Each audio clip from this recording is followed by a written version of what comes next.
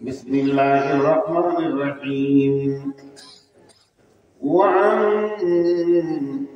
حذيفة أسيد الغفاري رضي الله تعالى عنه قال: نحن نذكر بعث النبي صلى الله عليه وسلم ما تذكرون؟ قالوا: نذكر الساعة يا رسول الله. فقال رسول الله صلى الله عليه وسلم: فإنه لم تقوم حتى تراها 10 آيات.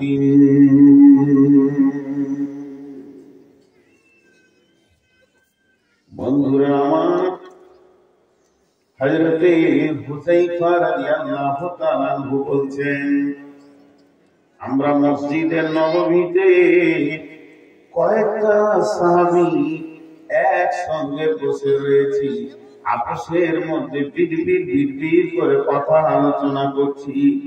আর আমরা কথা আলোচনা করতে করতে করতে করতে আমাদের চেহারাগুলো কালো হয়ে গেছে, ঠোঁটগুলো শুকিয়ে গেছে, মনে হচ্ছে যেন ভীত সন্ত্রস্ত হয়ে গেছি। আর ভয় ভীতি হলে মানুষের চেহারাটা যেমন হয়, আমাদের চেহারাও এরকম হয়ে গেছে। আর আমরা আলোচনা করছি কোন জায়গায়? এটা কোনো মার্কেটে নয়, দোকানে নয়, বাড়িতে নয়, গোটখানা নয়, বাগানে নয়, পুকুরে নয়, জায়গাটা হলো মসজিদে নববীর ভিতরে। আর এই আমাদের গোল করে বসে আলোচনা করাটা দেখে ফেলেছেন কে? যিনি দেখেছেন তিনি বলেন আখিরি পয়গম্বর নবী মুহাম্মদুর রাসূলুল্লাহ সাল্লাল্লাহু আলাইহি ওয়াসাল্লাম। আল্লাহ নবী আমাদের আলোচনা করাটা যখনই দেখে ফেলেছেন, তখন তিনি হুজরা থেকে এক পা দুই পা করে আগিয়ে আগিয়ে আগিয়ে আসলেন।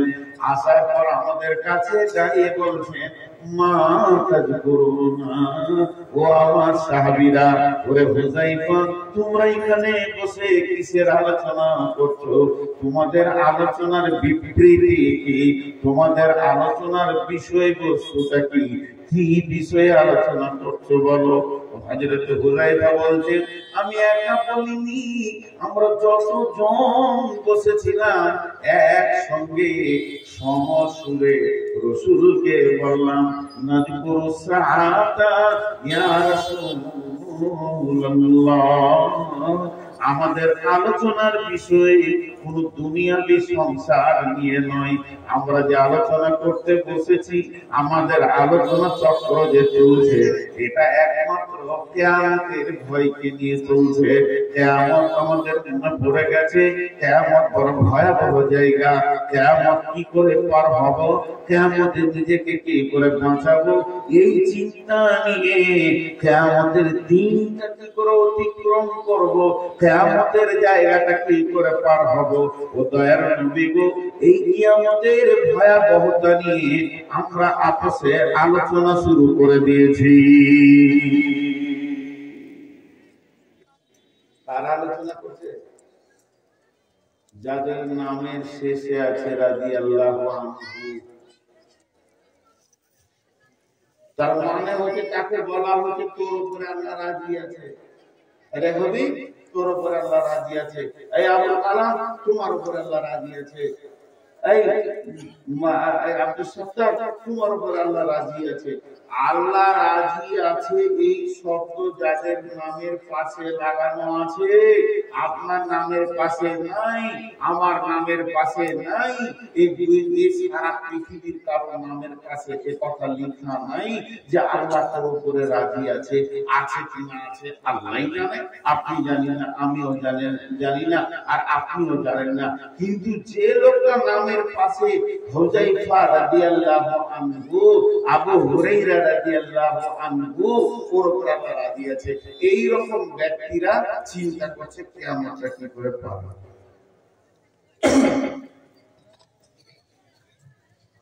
রাত্রি 1টার সময় যদি গাড়ি ছাড়া হয়,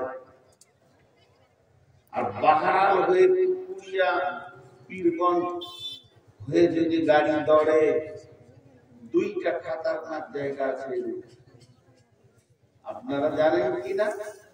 আমাদের জানা আছে, আমরা রাতের পাখি, রাতে উড়ি। বাহারাল পার হয়ে, বরাবর পার হয়ে কম দিকে ঘুরে যখন আম বাগানে যাবেন, খাতারনাক জায়গা আছে, আপনার জান থাকতেও পারে না। আর যখন আপনি পীরগঞ্জ পার হয়ে বুঝিয়া দেখবেন, তার আগে আপনার জান থাকতেও পারে না। এখন অনেকটা ভালো হয়ে গেছে, ছিল খাতারনাক জায়গা। এখন যদি আপনার কাছে 10 লাখ টাকা থাকে আর বোলেরোতে যদি আপনি চড়েলেন, খালি মন হয়ে যাবে পার হবো কি? ওই দুই জায়গাটা পার হলে জানটা জোরে শ্বাস ছাড়বো। যখন মালদা ঝলঝলিয়াতে ঢুকলাম তো জানটা বাঁচলাম। তো এটা তো দুনিয়া। আপনার জান্নাতে যেতে গেলে বেশ কিছু জায়গা আছে, কবরটা খাতারনাক জায়গা, কিয়ামতটা খাতারনাক জায়গা, তো সবগুলো আজকে বলা সম্ভব নয়। ফুলসেরাটাও খাতারনাক জায়গা, কিয়ামতটাই বলছে। সাহাবীরা চিন্তা করতেন পার হবো কি করে? মা আমার বোন আমার বেটি আমার, মা আমার বোন আমার বেটি আমার, একটা মেয়ের নাম বলছি। মেয়েটি হলেন আম্মা জান আয়েশা। মেয়েটি হলেন আম্মা জান আয়েশা। তিনি হলেন আবু বকরের বেটি। শুধু এটা নয়, তার কোয়ালিফাই হচ্ছে কত দামি, কত ডিগ্রি মেয়েটা। মেয়েটি হলেন রসুলের একমাত্র কুমারী বিবি। ওই মেয়েটিকে রসুল ছাড়া পৃথিবীর দ্বিতীয় কোনো পুরুষ ব্যবহার করেননি। শুধু এই পর্যন্ত নয়, মেয়েটিকে সমস্ত মুহাদ্দিসের একমত, ওই মেয়েটিকে মুহাদ্দিস বলা যায়। আম্মা জান আয়েশা বলেছেন, আমাকে আমার রব 3, 4, 5 খানা সম্মানী দান করেছেন। আমি আল্লাহর তরফ থেকে 5 খানা সম্মান পেয়েছি। প্রথম নম্বরে, আমার বিয়ের কথা পৃথিবীতে হয়নি। আমার সঙ্গে যে নবীজির বিয়ে হবে, এটা আসমানে নির্বাচন হয়েছে, আল্লাহ নির্বাচন করেছেন। 2 নম্বরে, আমার বিছানা থেকে রসুলের মেরাজ হয়েছে। যে রাত্রিতে নবীজি আল্লাহর মুলাকাতে মেরাজে গেছিলেন, ওই রাত্রিতে আমার বিছানা থেকে নবীজি গেছিলেন। 3 নম্বরে, আমার ঘরে ওহী নাযিল হয়েছে। আমার ঘরে আল্লাহর কালাম পাকের আয়াত নাযিল হয়েছে। 4 নম্বর, আল্লাহ আমাকে এতটা সম্মানী করেছেন, আমার বুকে মাথা রেখে আল্লাহর নবী চির বিদায় নিয়েছেন। জীবনের শেষ নিঃশ্বাসটা আমার বুকে মাথা রেখে নিয়েছিলেন। ওয়ান আয়েশা রাদিয়াল্লাহু তাআলা আনহা وأن بالموت إنه قدهم فيه معهم ثم يدخله يعده ثم يمسح وجوهه ثم يقول عيني على منكرة الموت سكرة الموت شدة الموت ثمرة الموت। আম্মা জান আয়েশা বলেন, বিশ্বনবী আমার বুকে মাথা দিয়ে রয়েছে আর মাঝে মধ্যে কলকল করে ঘেমে যাচ্ছেন। পাশে একটা পেয়ালা রয়েছে, ইন্নাহু কাদাহুম ফীহি মাউন, সেই পেয়ালাতে পানি রয়েছে। সুম্মা ইয়াদখালু ইয়াদাহু সুম্মা ইয়ামসাহু উজুহাহু, ওই পেয়ালাতে এইভাবে নবীজি হাতটা ভরছেন আর নিজে হাতটাকে নিয়ে মুখে মাসাজ করছেন আর এই দোয়াটা করছেন, আল্লাহুম্মা আইনি আলা মুনকারাতিল মউত সাকারাতিল মউত সিদনাতিল মউত কামারাতিল মউত। বিশ্বনবী আমার বুকে মাথা রেখে শেষ নিঃশ্বাস ত্যাগ করেছেন। আর 5 নম্বর, আল্লাহ আমাকে সম্মানী দিয়েছেন। আজও বিশ্বনবী 2025 সালে জানুয়ারি মাসে এই 23 তারিখে আজও 13 মে 23 তারিখে 13 তারিখে আজও বিশ্ব নবী শুয়ে আছেন কোথায়? আম্মা জান আয়েশার হুজরাতে। তার মানে রাসূলকে যেখানে কবর দেওয়া হয়েছে আম্মা জান আয়েশার বিছানাকে সরিয়ে ওই হুজরাতে শুইয়ে রাখা হয়েছে। তো বিশ্ব নবী কিয়ামত পর্যন্ত আম্মা জান আয়েশার বিছানায় শুয়ে রয়েছে। আমাকে আল্লাহ 5খানি সম্মানী দিয়েছেন। এই মেয়েটি কত ডিগ্রিওয়ালা, এই মেয়েটি কত কোয়ালিফাইড, এই মেয়েটি মুহাদ্দিস, এই মেয়েটি রাসূলের বিবি। ওয়াহিলা বাকাত, একদিন হঠাৎ বাচ্চা ছেলের মতো টুকরে কেঁদে উঠলেন। আপনার এত লেটে বুঝে আসলো? ও মোবাইল ওয়ালা, গানটা জ্বালিয়ে দিলেন, তখন থেকে আপনাকে জেলার আমি হাতে নিয়ে আর মোবাইলে লাইট দিতে পারি না, মাথা ঘুরে পড়ে আমি হাতে এমনি করে বাইন করছি, তার মানে কি আমার হাতে বিগাড় দিয়েছি? মোবাইলের লাইট জ্বালিয়ে মেয়েটার ডিগ্রি কত? রাসূলের বিবি। মা বোনদেরকে বলছি, হে আমার খালা, ওরে আমার বেটি, আজকে যতটুকু মেয়ে আছেন আপনারা আমার মা, নাকি আমার বেটি। আমার পেটে আপনারা হয়েছেন, না আপনাদের পেটে আমি হয়েছি। একবার মেয়েটার ডিগ্রি ভাবেন তো, এতগুলো ডিগ্রিওয়ালা মেয়ে কোন কাণ্ড করেছে?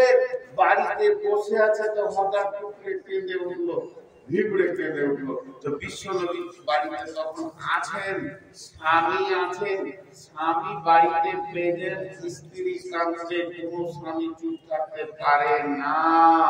বিশ্ব নবী উঠে গিয়ে বলছেন, মাই কি কায়সা, তোমাকে কে কাঁদালো?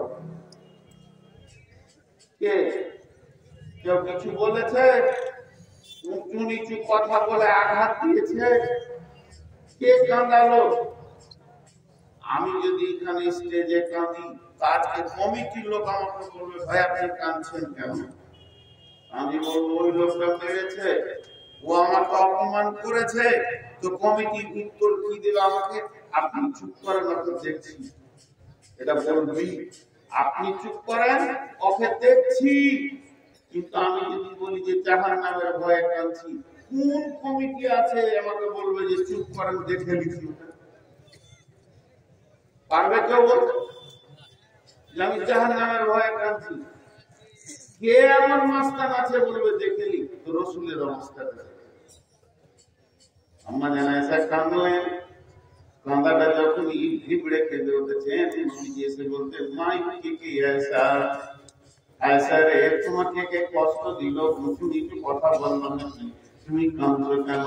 আম্মা জান আয়েশা উত্তরে বলছেন, ও দয়াল নবী গো, যাকারাতুন্নারা ফাবাকাইতু, আমি জাহান্নামের কথা চিন্তা করছিলাম, আমি কিয়ামতের কথা চিন্তা করছিলাম, কেমন করে পার হব ওই কঠিন আগুনের কথা চিন্তা করছিলাম, তাই আমি নিজে কেঁদে ফেলেছি। বিশ্ব নবীও বললেন না, আয়েশা রে তুমি চুপ করো, আমি দেখে নিব। নবীজি চুপ হয়ে গেলেন, চুপ করে দাঁড়িয়ে গেলেন, নীরব হয়ে গেলেন, নীরবতা পালন করতে লাগলেন। আম্মা জান আয়েশা দেখছেন নবীজি আমাকে ভালোবাসে, এটা তো প্রমাণ হয়ে গেল, কারণ আমি কাঁদলাম, আমার চোখের পানি নবীজির কলিজা থেকে লেগেছে, আমার চোখের পানি নবীজির বিবেকে ধাক্কা মেরেছে, আমার কাঁদার আওয়াজ রাসূলের দিলকে হিলিয়ে দিয়েছে। তাছাড়া কেন উনি জিজ্ঞেস করতে আসলেন? এটা তো প্রমাণ হলো যে আমার স্বামী আমাকে প্রাণ দিয়ে মন দিয়ে ভালোবাসে। তাহলে এই সুযোগে একটা কাজ গুছিয়ে নিতে হবে। তখন আম্মা জান আয়েশা আবার বলে ফেললেন, আল্লাহ করুন আহলিকুম ইয়াউমাল কিয়ামাতি ইয়া রাসূলুল্লাহ। এই কথাটা বলার মানে কি? ও দয়াল নবী গো, আমি এখন যে জায়গায় কাঁদছি এটা হলো মদিনার মাটি, এটা হলো পৃথিবীর মাটি, এটা হলো দুনিয়ার মাটি। আর দুনিয়ার নীতি হচ্ছে তখনই সুখ তখনই দুঃখ, তখনই সুখ তখনই দুঃখ, মানুষ তখনই কাঁদবে তখনই হাসবে। আবার আপনি যদি চুপ না করানো হয়, একদিন কাঁদতে কাঁদতে এক সময় নিজেই চুপ হয়ে যাবে। এটা হলো পৃথিবীর নীতি। এখানে তো মানুষ বেশি দিন বাঁচতে আসেনি, এখানে মানুষ 60 বছর 70 বছর 100 বছর বাঁচবে, তার বেশি বাঁচবে না। কিন্তু দয়ার নবীগণ 100 বছরের থেকে কঠিন হলো প্রাণ মিকদারুহু 50 আলফা সানাতি, 50,000 বছরের একটা দিন সামনে আছে কিয়ামতের দিন। সেদিন মানুষ কাঁদতে কাঁদতে কাঁদতে কাঁদতে हैरान হয়ে যাবে, শক্তি হারিয়ে ফেলবে, তারপরও কাঁদতে থাকবে। ও দয়ার নবী গো, আজকে যেমন আমি কাঁদলাম আর আপনি আমার মুখের সামনে এসে আমাকে জিজ্ঞেস করে ফেললেন, আর কি বললেন, মায়ুকি আয়েশা তুমি কাঁদছো কেন? সেই কঠিন কিয়ামতের দিনে যখন আমি কাঁদবো, ও দয়ার নবী গো, আজকের মতো সেই দিন কি আপনি দরদ ব্যথা নিয়ে আমাকে জিজ্ঞেস করবেন? একবার বলেন, ওই দিন কি আপনার আহাল পরিবার বিবি ছেলে নাতি বলে মনে থাকবে নাকি? বেবি জামাই বলে মনে থাকবে নাকি? আল্লাহ নবী হ্যাঁ বললেন না, আল্লাহ নবী নাও বললেন না। নবীজি এত সুন্দর করে মধ্যস্থ ভাবে উত্তর দিয়ে দিলেন, যার মানেটা হচ্ছে না। বিশ্ব নবী বললেন, সালাসাতা মাওয়াতিনা ফালা ইয়াকুনু আহাদান। আয়েশা রে, কিয়ামত 10 মিনিটের নাম নয়, 5 মিনিটের নাম নয়, 1 ঘন্টার নাম নয়, কিয়ামত হবে 50,000 বছর ধরে। এটা বহুত লম্বা টাইম চলবে। চলতে চলতে চলতে চলতে চলতে চলতে এই কিয়ামতের মাটি 3খানা মহড়া এত ভয়াবহ ঘূর্ণিঝড়ের মতো আসবে। এই মহড়াগুলো সামলা বড় কঠিন হবে। ওই 3টে মৌকাতে কেউ কাউকে মনে রাখতে পারবে না। সালাসাতা মাওয়াতিনা ফালা ইয়াকুরুনা আহাদুন আহাদান। ওই 3টে মৌকাতে কেউ কাউকে স্মরণ করবে না, কেউ কাউকে মনে রাখতে পারবে না। তার মধ্যে 1 নম্বর কিন্তু মিজান, যখন দাঁড়িয়ে পাল্লাকে ওজন করা হবে আর হাসরবাসীকে বলা হবে, তোমরা নিজের নিজের আমল আমাকে নিয়ে এসে দাঁড়ি পাল্লায় চাপাও এবং তোমাদের আমলের ওজন শুরু হয়ে যাবে। ওরে আনসারে, ওই সময় কেউ কাউকে মনে রাখতে পারবে না। আর যখন ডান হাতে বাঁ হাতে সার্টিফিকেট দেওয়া হবে আর বলা হবে নিজের নিজের আমল নামা তোমরা পড়ে নাও আর রাস্তা ধরে নাও, তখন মানুষ এত বিভ্রান্ত হয়ে যাবে, কেউ কাউকে মনে রাখতে পারবে না। আর 3 নম্বর হলো, যখন ইলজামাতিয়াত তরিকো ফি তাহরি জাহান্নাম, জাহান্নামের উপরে যখন ফুলসেরাতকে রাখা হবে, ফুলসেরাতকে ফিটিং করা হবে, এই দৃশ্যটা দেখে মানুষ হয়রান হয়ে যাবে, পাগল হয়ে যাবে, কেউ কাউকে মনে রাখতে পারবে না।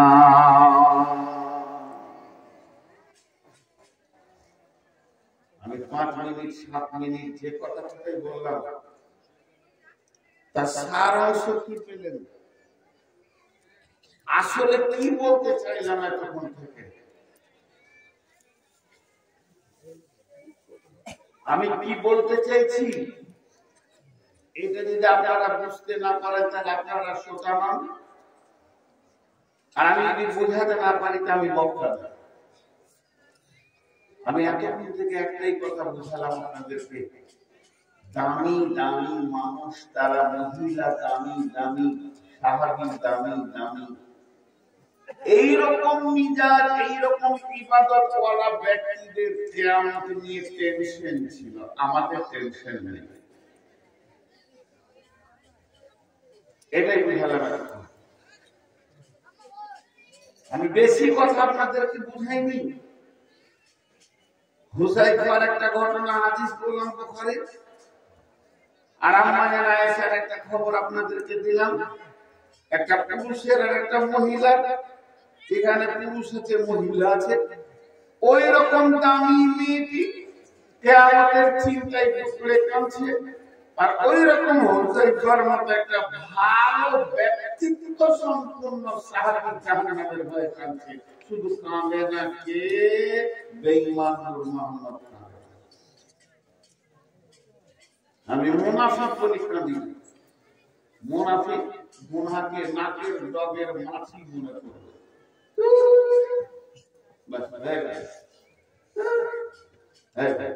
ছোট একটা সাউন্ডকে উড়িয়ে দিল, তাহলে একবার এসে দেয়। আমাকে ভয় লাগছে ভাই,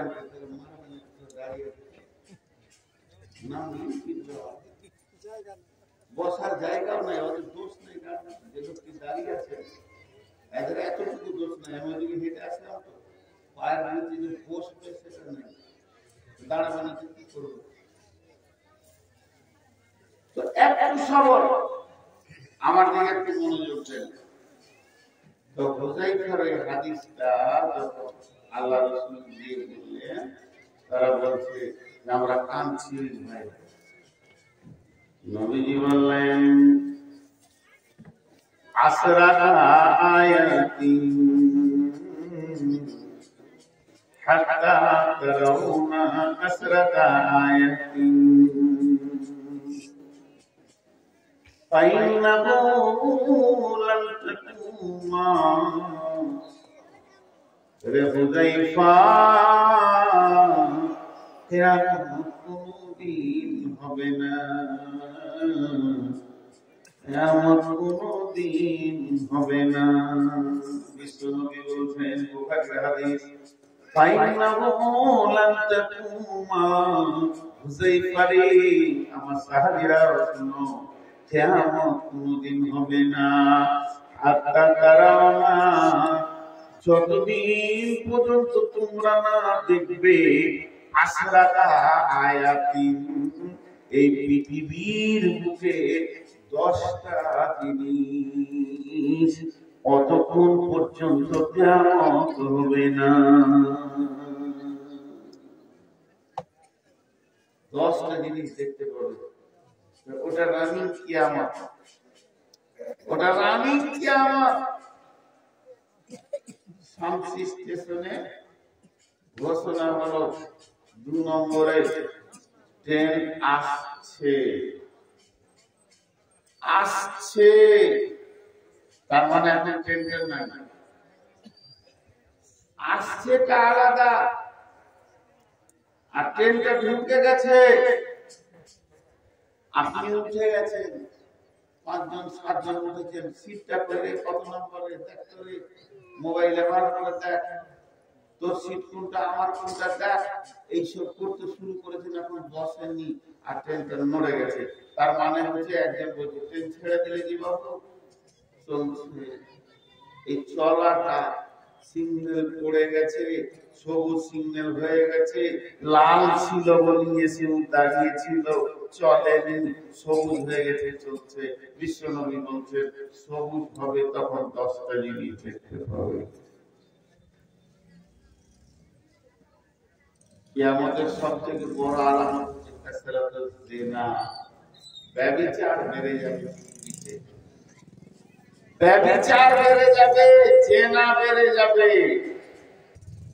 জি ভাই, সাহাবীদের জামানায় জিনা করা কঠিন ছিল, বিয়ে করা আসান ছিল। বিয়ে এত আসান ছিল, বিয়েটা কত সাদা সিধে ছিল সেই জামানায়, যে রাসূল পর্যন্ত খবর পেয়েছে না যে সাহাবীর বিয়ে হয়ে গেল। আমরা যত নিজের মা বাপকে ভালোবাসি, আমরা নিজের মা বাপকে যত বেশি ভালোবাসি, তার থেকে সাহাবীরা রাসূলকে বেশি ভালোবাসে। রাসূলের জন্য বুক পেতে যে 180টা তীর খেয়েছে তালহা, এখন বাপ মাকে যদি কেউ গুলি করে তো ছেলে মুখ পাবে না, তোর মত আছে তুই মরে যা, কত ভালোবাসতো। সেই রকম সাহাবীর বিয়ে হচ্ছে, রাসূল বলছে তোমার গায়ে সেন্ট টেনে দি, গায়ে হলুদ টেনে দি, বলে রাতে বিয়ে হয়ে। আর আমাদের বিয়ের খবর খালি কার্ড লিখে দিয়েছে, বিহাইকে, বিহাইয়ের জামাইকে, তার বিহাইকে, তার জামাইকে, চুলে চুলে গিট দিতে দিতে কলকাতা পৌঁছে দিল। বিয়ে খুব নোংরা জিনিস। বিয়ের ব্যাখ্যা জীবনে একবার করেছি, আর করবো না। আমার নসিব খারাপ, ওই জালসাতে আমার বিয়ে ছিল, শুনেছে বলে তোমাদের লজ্জা। বিয়ে বিয়ে দুটা পেচ্ছাবের রাস্তার মিলন ঘটবে, তার জন্য এত দুনিয়াকে কাট করে জানাতে হবে যে একটা আমার বেটা আর একটা বেটি নিয়েছে ইঞ্জিন চালাবে তাই হচ্ছে সাহাবীরা বিয়েকে আসান করে দিয়েছে, গোপন হয়ে গেছে। কিন্তু জেনা করা কঠিন ছিল। সেই জামানায় জেনা করলে একদম রজম পাথর তুলে মেরে দেয়। 23 বছরে মাত্র 3টে জেনার ব্যভিচারের আসামি ধরা পড়েছে। রাসূল 23 বছর দেশ চালিয়েছে, 3টে আসামি ধরা পড়েছে। তার মানে কত কঠিন ছিল জেনা করা। তারপর তাদেরকে রজম করা হয়েছে, মাফ করে দেওয়া হয়েছে। এখন পাল্টিয়ে গেছে, এখন বিয়ে করা কঠিন। বিয়ে করা মানে গলায় দড়ি দেওয়া, আর ব্যভিচার করা আসান। যত পারবে চালিয়ে যায়, তোর ইঞ্জিন যদি মজবুত থাকে তো তার হাত হবে না, পুলিশেও ধরবে না, কেউ ধরবে না। গার্লফ্রেন্ড মাফ, খালি বলে দিবে এটা আমার গার্লফ্রেন্ড আর বয়ফ্রেন্ড। জি আজকেই তো রাতে ভাইয়া আল্লাহ ভালো করুন, খুব সম্মান দিয়ে আমাদের নিয়ে এসছেন। নিজের গাড়ি আনতে পারিনি, আবার বাংলাদেশ যুদ্ধ কাল পরশুর মধ্যে আসাম হয়েছে। তো আতিকুর রহমান ভাইকে বললাম গাড়ি পাঠান, তো গাড়ি পাঠিয়েছে। আল্লাহ ভালো করুন, এই কমিটির ভালো করুন। রাস্তায় আস্তে আস্তে যখন দুধিয়া পার হচ্ছি, রাতের আঁধারে একটা মেয়ের গাল দুটো ছেলে দেখে জেনা কত ব্যভিচার আসান। আল্লাহর নবী বলছেন কাসরাতু জিনা, জিনা বেড়ে যাবে, ব্যভিচার বেড়ে যাবে, আর জিনা ব্যভিচার আম হয়ে যাবে। মহিলারা একদম শালপাতার মতো ব্যবহার হবে, এদেরকে কেউ আর সম্মান দেবে না। এই সময় কিয়ামত আসবে। ওই সাহাবীদেরকে বললেন শোনো শোনো, তোমরা 10টা জিনিস যখন এই পৃথিবীর মাটিতে দেখতে পাবে, তখন তোমরা জেনে নাও যে কিয়ামতটা রানিং হয়ে গেছে, আর কিয়ামত আসবে, কিয়ামত হবে। এই ভাষাটা তোমরা বলিও না, এখন বলো যে রানিং হয়ে গেছে। আজকে 13 তারিখ, আজ 13 তারিখ, কালকে ছিল 12 তারিখ, আগামী কাল হবে 14 তারিখ। 12 তারিখে প্যান্ডেল গুলোকে টাঙ্গা হচ্ছে, মাইক টাঙ্গা হচ্ছে, আর স্টেজে বানানো হচ্ছে। যদি কোন মানুষ এদিকে পেরিয়ে যেত, ভাই কি হবে না জালসা হবে। আজকে রানী যদি কেউ পেরিয়ে যেতে জালসা হচ্ছে, আর আগামী কাল যদি কেউ আসে এগুলো খোলা মেলা দেখতে পাবে, বলবে জালসা হয়ে গেছে। এই যে রানী জালসা হচ্ছে, বক্তা পক্ষে মাইক বাজছে, লোক বসে আছে। তো আমাদের 10খানা কথা নবীজি বললেন। প্রথম নম্বরে বলছেন দাজ্জাল, এই দাজ্জাল মসীহ ইবনে দাজ্জাল পৃথিবীতে আসবে, তার একটা চোখ কানা হবে। আর ওই চোখটা কেমন কানা হবে? ওটা পচে গিয়ে কানা হয়ে আঙ্গুর ফলের মতো এখানে ঝুলবে। ওই কানা দাজ্জাল সে নিজেকে আল্লাহ বলে দাবি করবে, সারা পৃথিবী ভ্রমণ করবে, সে মানুষকে মারবে, জীবিত করবে, আর সে জান্নাত জাহান্নামের হুমকি দেখাবে। তার জান্নাতটা জাহান্নাম, জান্নাতটা জাহান্নাম, জাহান্নামটা জান্নাত। ঈমানদাররা তাকে মানতে পারবে না, কিন্তু ঈমানদারদের একবার মারবে, জীবিত করবে, আল্লাহ দাবি করবে, দ্বিতীয়বার মারতে যাবে আর পারবে না। এই দাজ্জাল সারা পৃথিবী ভ্রমণ করবে। এই দাজ্জাল সারা পৃথিবীর মানুষকে বিভ্রান্ত করবে। দাজ্জালের ফিতনা হলো এত ভয়ানক ফিতনা, এই ফিতনা থেকে মানুষের বাঁচা বড় কঠিন হয়ে যাবে। এর জন্য আল্লাহ রাসূল প্রত্যেকটি নামাজে দাজ্জাল থেকে, ফিতনা থেকে বাঁচার জন্য দুআ ফিটিং করে দিয়েছে। আল্লাহুম্মা ইন্নী আউযু বিকা মিন ফিতনাতিল মাসিহিদ দাজ্জাল। হে আমার রব, আমাদেরকে মাসিহ ইবনে দাজ্জাল থেকে বাঁচাও। তার ফিতনা এত বড় ফিতনা হবে, এই ফিতনা থেকে বাঁচা বহু কঠিন হবে। একজন সাহাবীর নাম হচ্ছে হযরতে জারির রাদিয়াল্লাহু তাআলা আনহু। এই জারির রাদিয়াল্লাহু তাআলা আনহু সে মুসলমান ছিল না, ঈমানদার ছিল না, কালেমা পড়েনি। তার আগে সে ইহুদি ছিল।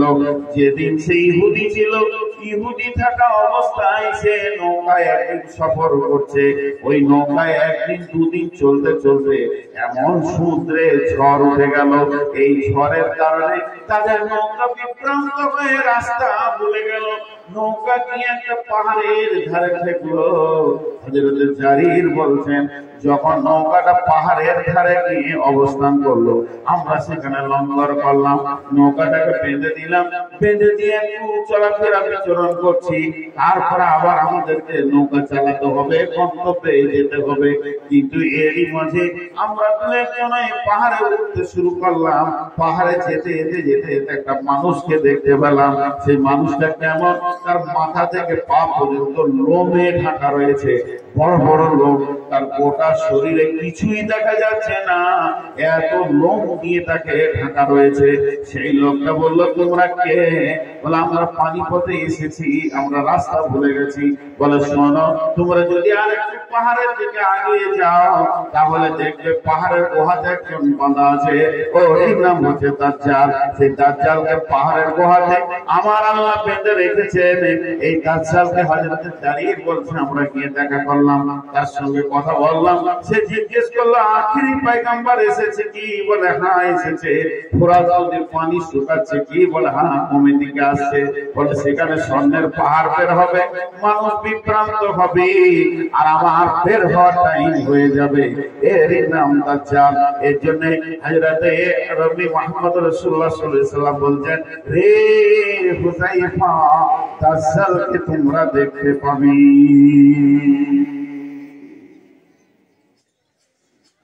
ব্যাখ্যা টেনেছে, ব্যাখ্যা বহু রকম হয়। আজ থেকে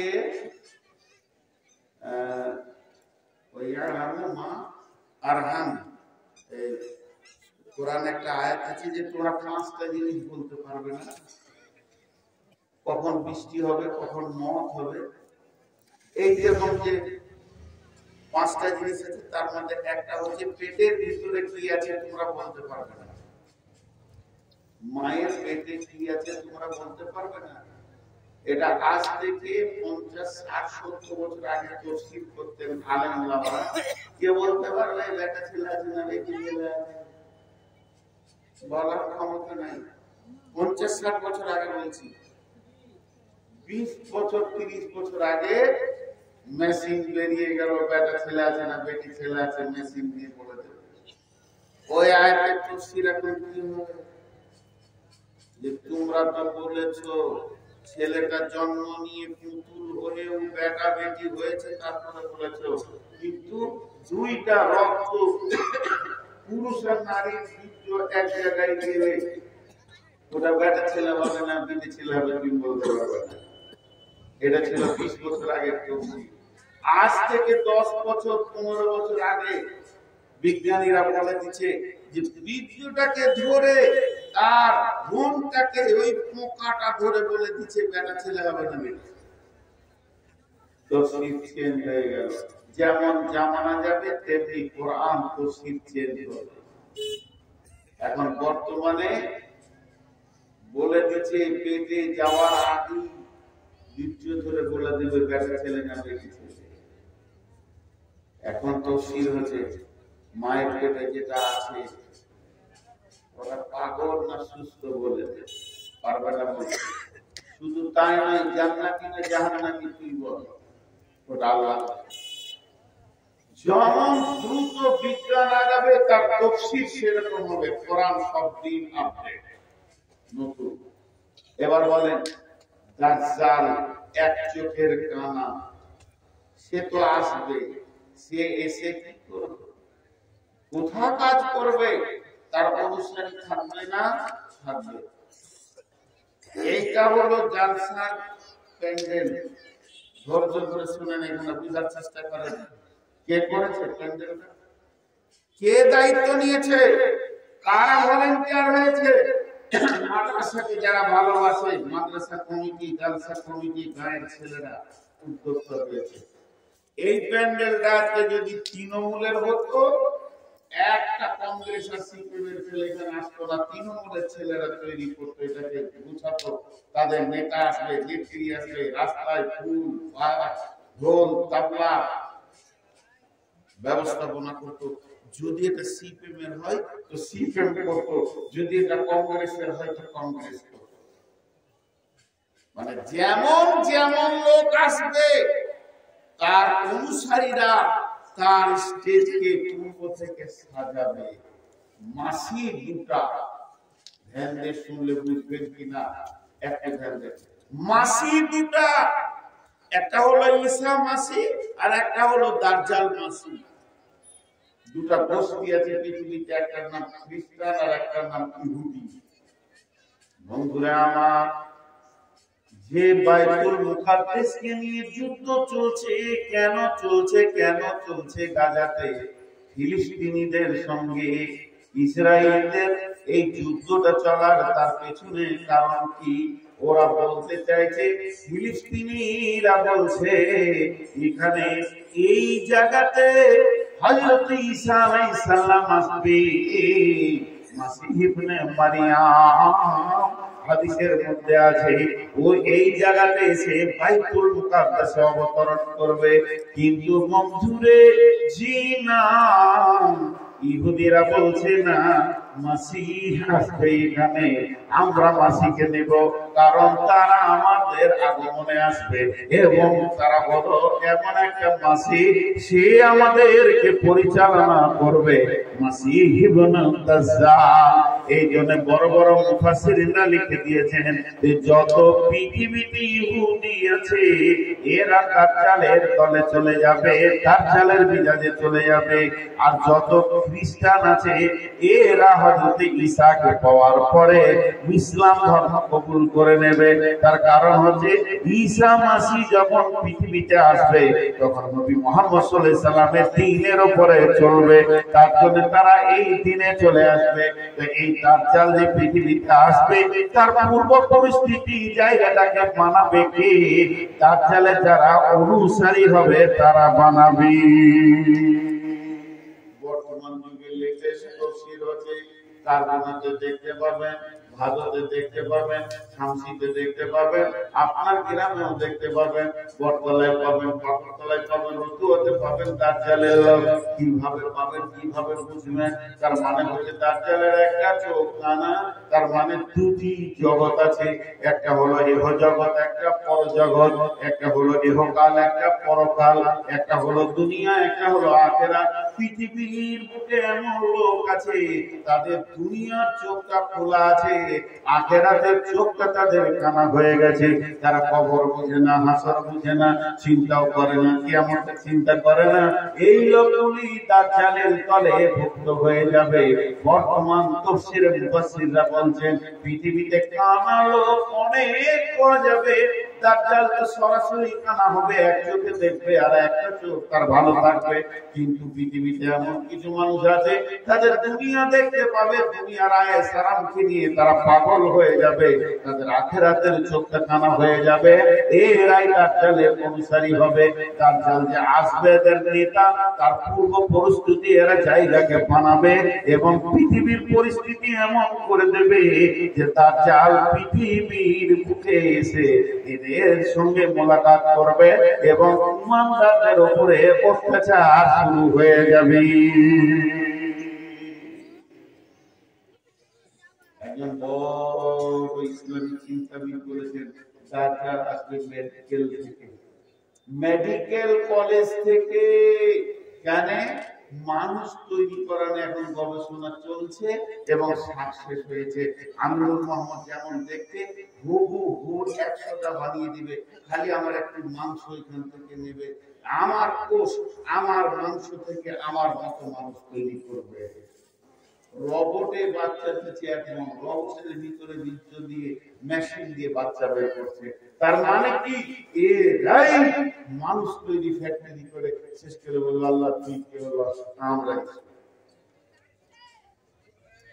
এ হচ্ছে দাজ্জালের কাজ। নাম্বার 1 গেল 10টার মধ্যে। নাম্বার 2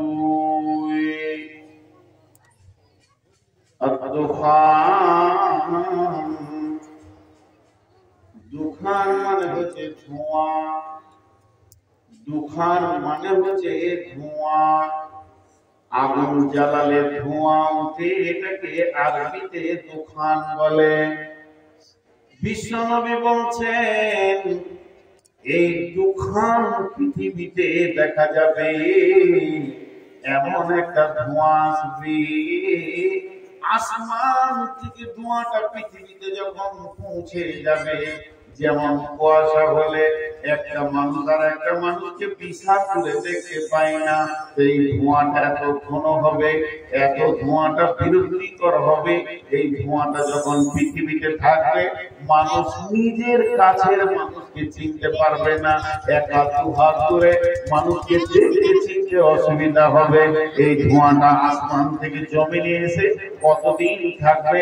40 দিন পর্যন্ত ধোঁয়াটা পৃথিবীর বুকে থাকবে। সারা পৃথিবী একদম আঁধার অচল হয়ে যাবে, মানুষ মানুষকে দেখতে পাবে না, চলাফেরা ওঠা বসা অসুবিধা হয়ে যাবে। বিশ্বনবী বলছেন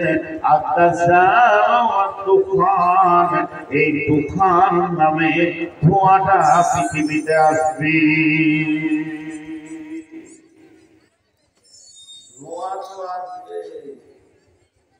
বড় ঝড় প্রথমে আসে না, আগে হালকা হাওয়া হয়, তারপরে ঝড় আসে। এখন ধোঁয়াটা পৌঁছে গেছে। এটা কি ধোঁয়া গো? এখন ধোঁয়া পৌঁছেছে দুইটা ধোঁয়া। বড় বড় মসজিদের মধ্যে একটা হলো রাজনীতি আর একটা হলো টাকা পয়সা, মাল মানুষের চোখে কানা করে দিয়েছে। মালের কারণে নিজের ভাইকে পিটে লাশ বানিয়ে দিচ্ছে। ওরা চিনার ক্ষমতা হতে না যেটা আমার মায়ের পেটের ভাই। কয়েক হাজার টাকার জন্য বিবিকে টিপে গলা টিপে মেরে দিচ্ছে মানুষ। ধোঁয়া পৌঁছে গেছে, কিন্তু অরিজিনাল ধোঁয়াটা আসবে, তার আগে এটা পৌঁছে গেছে। 3 নম্বরে নবী বলছেন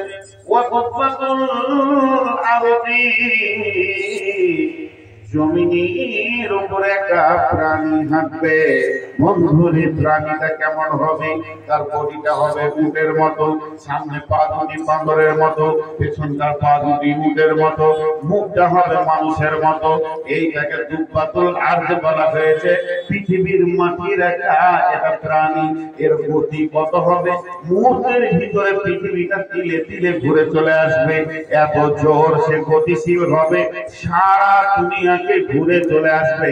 এর ডান হাতে থাকবে মুসার লাঠি, বাম হাতে থাকবে সুলাইমানের আংটি, কিংবা ডান হাতে থাকবে সুলাইমানের আংটি, বাম হাতে থাকবে মুসার লাঠি।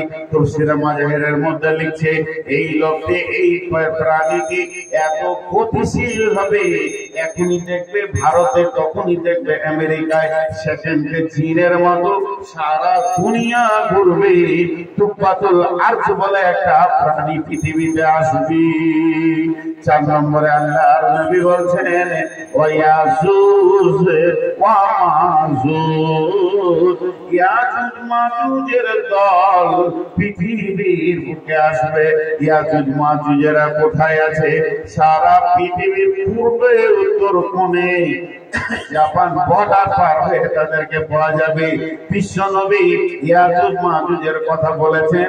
এবং বাদশা যুলকারনাইন যখন সূর্য যেখানে ডুবে সেখানে পৌঁছেছে, সেখানে তারা বলেছে বাদশা যুলকারনাইন গিয়ে দেখছে একটা গোষ্ঠী রয়েছে, তারা কাদাতে মাটিতে লটাপটি গেছে। আল্লাহ বললেন যুলকারনাইন, তুমি যদি চাও এদেরকে মেরে দাও কিংবা এদেরকে মাফ করে দাও। বাদশা যুলকারনাইন সারা পৃথিবী সফর করেছিলেন। ওই বাদশা যুলকারনাইন আবার পূর্ব দিকে যেখানে চলে গেলেন উদীয়মান সূর্যের জায়গাতে, ওখানে পৌঁছে গিয়ে দেখছে ওই রকম গোষ্ঠী রয়েছে। সেই লোকগুলি এসে বলল, বাদশা যুলকারনাইন, এই পাহাড়ের ওই পাশে একটা গোষ্ঠী রয়েছে, তাদের নাম হলো ইয়াজুজ মাজুজ। ও বাদশা যুলকারনাইন, আপনি হলেন সারা পৃথিবীর বাদশা, আমরা সব সময় ওদেরকে ভয় করি যে ওরা পাঁচিল টপকে এসে আমাদের বড় ক্ষতি করে দেবে, মেরে দেবে, বিপদ করে দেবে। বাদশা যুলকারনাইন, এই দুটি পাহাড়ের মধ্যখানে তুমি একটা প্রাচীর দিয়ে দাও, একটা বাঁধ দিয়ে দাও, ওই বাঁধে যেন আমরা ওদের আযাব থেকে, ওদের আক্রমণ থেকে বেঁচে যায়। তো বাদশা জুলকারনাইন বললেন তোমরা যে একটা লোহা নিয়ে এসো, আমি লোহা দিয়ে এটাকে বেঁধে দিব। সেটা লোহার প্রাচীর করে বাঁধা আছে। ইয়াজুজ মাজুজের দল ওই দিকে আছে। এটা তো চলে গেল জুলকারনাইনের জীবনী। তারপরে বিশ্ব নবী ইয়াজুজ মাজুজের খবর দিয়েছেন। বিশ্ব নবী চলে যাওয়ার পর, আবু বকর যাওয়ার পর হযরত উমর একটা পর্যটকের দল পাঠিয়েছিলেন, তোমরা যাও ইয়াজুজ মাজুজের খবরটা নিয়ে এসো। তারা সেই দেশ পর্যন্ত গেছিলেন। যাওয়ার পর সাহাবীরা সেখানে সমস্ত দৃশ্য দেখে এসে বললেন হযরত উমরকে, আমরা দেখে এলাম পাহাড়ের ওই পারে কলহ বিবাদ রয়েছে, তারা চিল্লাচিল্লি করছে, সেখানে লোহার অনেক সরঞ্জাম পড়ে রয়েছে, তবে তারা টপকে আসতে পারছে না। ইয়াজুজ মাজুজ অবশ্যই রয়েছে।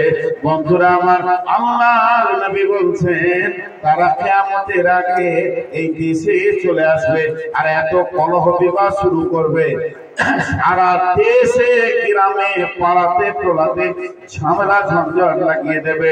তাদের এই অবস্থা দেখে আর সেই সময় মানুষ এত বেঈমানদের চাপ সৃষ্টি হয়ে যাবে, ঈমানদারদের বাঁচা বড় কঠিন হবে।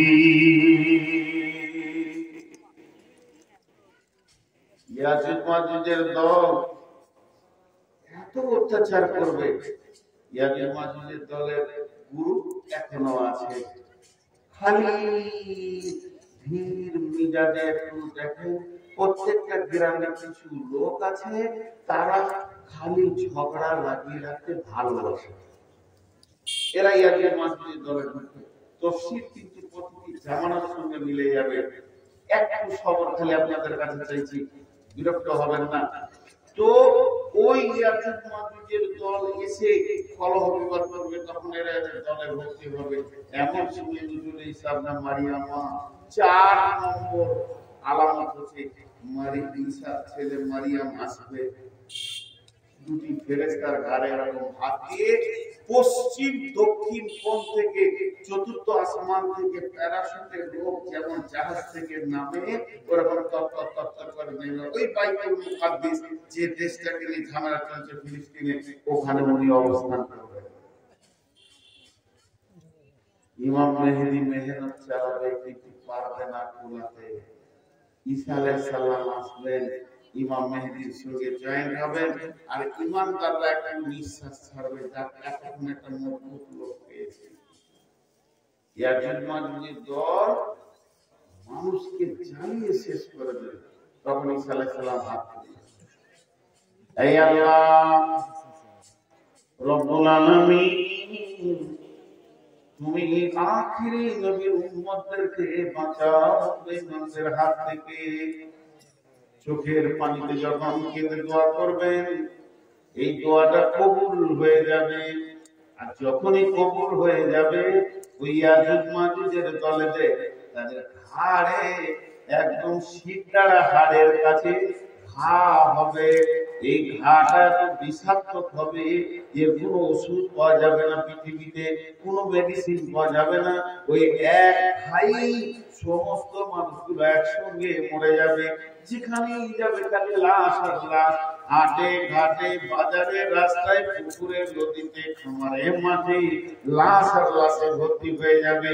ঈসা আলাইহিস সালাম আবার দোয়া করবেন, মাবুদ রে এতগুলো লাশ এবার পছন্দ ধরবে, এরা পছন্দ ধরে গেলে মানুষ আর দিতে পারবে না। মাবুদ এদেরকে তুমি ব্যবস্থা নাও, এত লাশের তো দাফন করা সম্ভব নয়। এই দোয়াটা যখনই কবুল হবে, সমুদ্রের ভিতর থেকে এক দল পাখি আসবে, আর সেই পাখিতে বিশ্বনবী বলছেন এক একটা পাখি 3খানা করে লাশ ধরবে, 2 পায়ের পাঁজে 2টি আর ঠোঁটে একটা। এই লাশ নিয়ে তারা আবার সমুদ্রের ভিতরে চলে যাবে। এইভাবে লাশগুলো শেষ হয়ে যাবে। তারপরে 40 দিন মুষলধারে বৃষ্টি হবে, সারা বিশ্বটা ধুয়ে মুছে যাবে। বন্ধুরা আমার, এরপরে ভূমিকম্প শুরু হবে। সালাসাতা কুসুফিন, কুসুফিল মাগরিবি, কুসুফিল মাশরিকি, কুসুফিল জাজিরাতিল আরব। একটা ভূমিকম্প পূর্ব দিক থেকে পশ্চিম দিকে চলে যাবে, আর একটা পশ্চিম দিক থেকে ভূমিকম্প পূর্ব দিকে চলে যাবে, আর একটা আরব সমুদ্র উপকূল দ্বীপ থেকে ভূমিকম্প শুরু হবে। আর এই তিনটে ভূমিকম্প যখনই শুরু হয়ে যাবে, তখন বন্ধুরে অতাকরিজুন নারা বিল ইয়ামান ওয়াতাদরিসুন নাসা ইলাল মাহশার তুলু'উশ শামসি মিনাল মাগরিবিহা, সেদিন পশ্চিম দিকে সূর্য উঠে যাবে, তওবা দরজা বন্ধ হয়ে যাবে, আর এই মাটি ফেটে একটা আগুন বের হবে। কেউ বলছে ডান দিক থেকে, কেউ বলছে ইয়ামান প্রদেশ থেকে।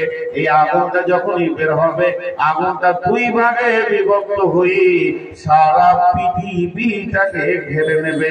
এবার আগুনের প্রাচীর হয়ে গেল, আগুন আস্তে আস্তে আস্তে ছোট হবে, সমস্ত মানুষগুলিকে হাঁকিয়ে ডাকিয়ে নিয়ে গিয়ে হাসরের ময়দানে দাঁড় করিয়ে দেবে। আল্লাহ নবী বলেন, হুযায়ফা রে, যতদিন এই 10টা জিনিস না তুমি দেখেছো, ভাবিও না এর নাম কিয়ামত। তবে কিয়ামত কাছে গেছে, এটা তোমরা বুঝতে পারবে। কিছু এমন আমল আছে যেগুলো দেখলে তোমরা বুঝে নেবে কিয়ামত কাছে গেছে।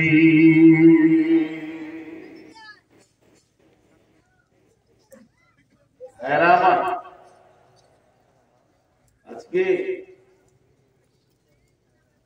খুব ভাইটাল কথাগুলো ধরেছি, আর যে কটা বসে আছে এখন এরা জালসা শোনার জন্য এসেছে, বাকি তো চলে গেল। যাক, আলহামদুলিল্লাহ, তারা যতটা শুনেছে আল্লাহ তাদেরকে ততটা শুনিয়েছেন। কি পেলেন এতক্ষণ বক্তব্য? আমি কি দিলাম? কি পেলেন আর আমি কি দিলাম? এটা নিয়ে চিন্তা। আমি এতক্ষণ দ্বিতীয় পার্ট দিলাম। প্রথম পার্টটা আমার কি ছিল? দামি লোকদের টেনশন ছিল, আমাদের টেনশন নাই কেন? সেই দামি লোকদের টেনশনে বিশ্বনবী কথাগুলো বললেন। দ্বিতীয় পার্টে কি বললেন? হে হুযায়ফা, এটা কিয়ামত নয়, তোমরা এত টেনশন করো না। একটু সান্ত্বনা দিলেন। তবে শোনো হুযায়ফা, কিয়ামতের আগে যখন রানিং কিয়ামত হবে, তো 10টা জিনিস দেখতে পাবে। ভাইয়া, যদি আবহাওয়া দপ্তর বলে আগামী বুধবার প্রচন্ড ঝড় হবে, যে ঝড়ে রতুয়া থানাটাকে উড়িয়ে দেবে, বুধবার ঝড় হবে, রতুয়া থানাটা উড়িয়ে দেবে। এখন বুধবার ঝড় হবে কথাটা আবহাওয়া দপ্তর বলেছে, সেই ঝড়টা উঠেছে কোথায়? ঝড়টা উঠেছে বঙ্গোপসাগরে, আর লক্ষ্যবস্তু রয়েছে আর রতুয়াটা উড়িয়ে দেবে। আমরা যা দেখছি ক্যালকুলেশন করে, তা বুধবারের কথা। কিন্তু মঙ্গলবার জোহরের পর হিল হিল করে বাতাস বইছে, লোক বলবে ওরে চলে এসেছে। আসলে যে ঝড়টা উড়িয়ে ঘর বাড়ি ভাঙবে সে এখন আসেনি। হিলহিলিনি বাতাস, যে বাতাসটা মানুষ খোঁজে, যে বাতাসটা মানুষ চায়, যে বাতাসটা পেলে মানুষ নিজেকে বলে উফ জানটা ঠান্ডা হলো, সেই বাতাসটা পেলেই মানুষের মিজাজ বিদার দিবে। কেন? আবহাওয়া দপ্তর বলেছে বড়টা আসছে। এখন হিলহিলিতে তো তুমি হাসিও না, আনন্দ করিও না, আর হাওয়া গায়ে লিও না। তোমার বড়টা পেছনে আছে, তোমার বাড়ির বুনিয়াদকে তুলে 300 ফুট দূরে ফেলবে, এই খবর আছে। তেমনি বড় আছে, এখন হিলহিলিনি বাতাস শুরু হয়ে আমাদের ভিতরে হিলহিলিনি বাতাস শুরু হয়ে গেছে। হাসার বিষয় নাই। সেটা কি? وعن ابي هريره رضي الله تعالى عنه قال رسول الله صلى الله عليه وسلم اذا اتخذ الفيض بالا والامانه مغنما والزكاه مغرما تعلم لغير ديني آتى رسول امرته أتى أمه أدنى صديقه أتى أباه جاهرت الأصوات في المساجد ساد القبيلة فاسقهم زعيم القوم أرجلهم وأكرم الرجل مخافة السرير وجاهرت الكائنة والمعازف وصرفت الخمور لباس الحرير لا هذه أمة أولها। যে হাদিসটা আপনাদের সামনে বললাম, 3-4 ঘন্টায় আর ব্যাখ্যা করে শেষ করা যাবে না ভাই, চলে যাবে। সবরের সাথে সবরের সাথে। হযরত আবু হুরায়রা বলেন আল্লাহর নবী বলেছেন কিয়ামত কত দূরে আছে তুমি কি করে বুঝবে? সেই ঘূর্ণিঝড়টা কত দূরে আছে তুমি কি করে বুঝবে? যখন তুমি দেখবে সংসন সংসন করে বাতাস বইছে, তখন তুমি বাড়ি ঘর ছেড়ে পালিয়ে যাও, জান বাঁচানোর জন্য পালিয়ে যাও, কারণ ঝড় উঠবি তার নিশানা লেগে গেছে। আল্লাহ নবী বলছেন যখন তুমি পৃথিবীর বুকে 15টা জিনিস দেখতে পাবে তো জেনে নাও কিয়ামত আর বেশি দূরে নাই, বাড়ির কাঁঠাতে এসে দাঁড়িয়ে আছে। আর বেশি দূরে নাই, চলে এসে তোমার সবকে ধ্বংস করেছে। 1 নম্বর হলো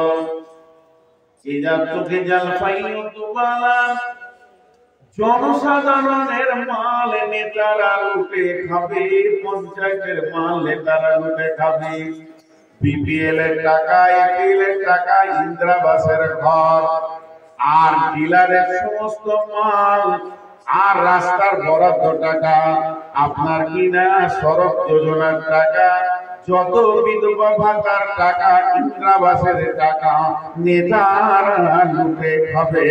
এত চরিত্রহীন নেতা পৃথিবীতে আসবে, এটা চোখে জাল পাইও তোমার জনসাধারণের মাল নেতারা লুটে খাবে। চলছে না? বলেন চলছে কি চলছে না? আরে চুপ করে আছেন কেন? আপনাদের দিকে নেতারা ভালো সব তাহাজ্জুদ করে কলেজ গাড়াতে নাকি?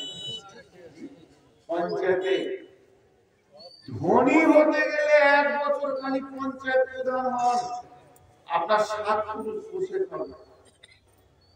লুটা শুরু হয়ে গেছে, লুটা। নেতা লয় লেতা, লুটকে লেতা। বন্ধুরা আমার, হযরত ওমর ফারুক নগর ভ্রমণের বাইরে তুমি দেখিতে পাইলে দূরে মায়ের ঘিরিয়ে খোদা তরুণী শিশু সকল সুরে কান্দিতেছে আর দুঃখিনী মাতা ছেলেরে বলতে হায় উনন সুন্নাহারি চড়াইয়া আকুলে চাই দেখিয়া সকল কান্দিতে কান্দিতে গেলে মদিনাতে বাইতুল মাল হতে কৃত আটা লয়ে নিজে হাতে বলিলে বন্ধু চাপাইয়া দাও আমার পিঠের পরে আমি সব কিছু বয়ে লয়ে যাব হাহি দুঃখিনী মায়ের ঘরে। কতজনে এসে আপনি চাহিল বহিতে তোমার বোঝা বলিলে বন্ধু আমার এবার আমি বহিব সোজা। রোজ কিয়ামতকে বহিবে বলো আমার পাপের ভার মম অপরাধে খোদা গুরু দুটি শিশু কাঁদিতেছে আজি তার প্রায়শ্চিত্ত করিব নিশিত রাতে হত্যের বোঝা কাঁধে লইয়ে দুঃখিনী রাঙ্গিনাতে। একটা নেতা বলেন হযরত ওমর গভীর রাত্রিতে পাহারা করছেন নাগরিকরা কেমন আছেন। এই দেখতে দেখতে মরুভূমির প্রান্তে টিপ টিপ টিপ টিপ করে একটা আলো জ্বলছে। হযরত ওমর সেখানে পৌঁছালেন, দেখা বিধবা মহিলা আগুন দিয়ে হাঁড়িতে জাল দিচ্ছে, দুই দিকে দুটি ছেলে কান্না করছে। হযরত ওমর জিজ্ঞেস করলেন কে তুমি? বলে আমি বেদুইন, আমি বহু সফরে আসছি, হাঁড়িতে কি আছে?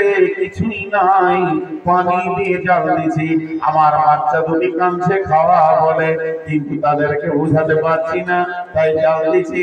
এরা মনে মনে ভাববে খাবার হলে খাবো, এতক্ষণ ঘুমিয়ে গেলে আমিও কিছুক্ষণ জানে বাঁচবো।